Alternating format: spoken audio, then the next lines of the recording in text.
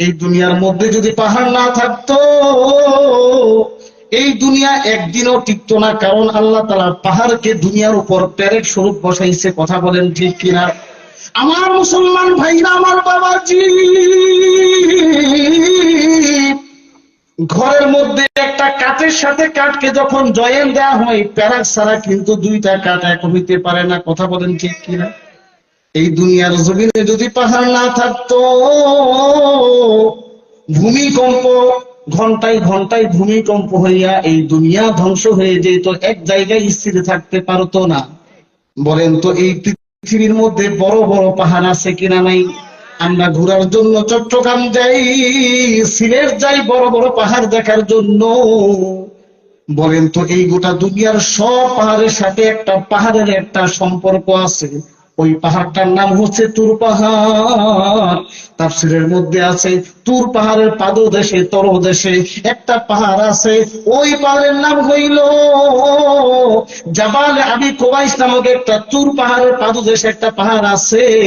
পৃথিবীর প্রত্যেকটা পাহাড়ের সাথে ওই তুর পাহাড়ের পাদদেশে জাবাল আবি কুবাইস যে পাহাড় আছে, ওই পাহাড়ের সাথে পৃথিবীর পাহাড়ের আল্লাহ তাআলা নেটওয়ার্ক তৈরি করে দিয়েছে। সুবহানাল্লাহ।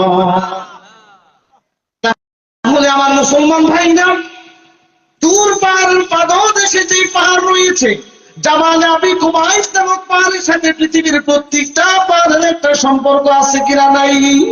প্রত্যেকটা পাহাড়ের সম্পর্ক আছে। আমার আল্লাহ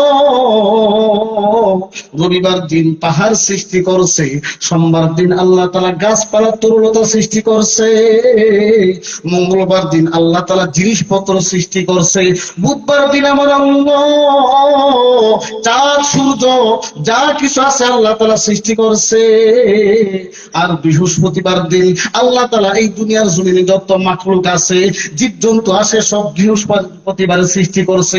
আমার মুসলমান ভাইরা, সর্বশেষ জুমার দিন আসর নামাজের পর মাগরিবের নামাজের আগে আমার আপনার বাবা আদম পয়গম্বরকে আমার আল্লাহ জুমার দিন আসর নামাজের পর আর মাগরিবের নামাজের আগে সৃষ্টি করছে। বলেন না সুবহানাল্লাহ।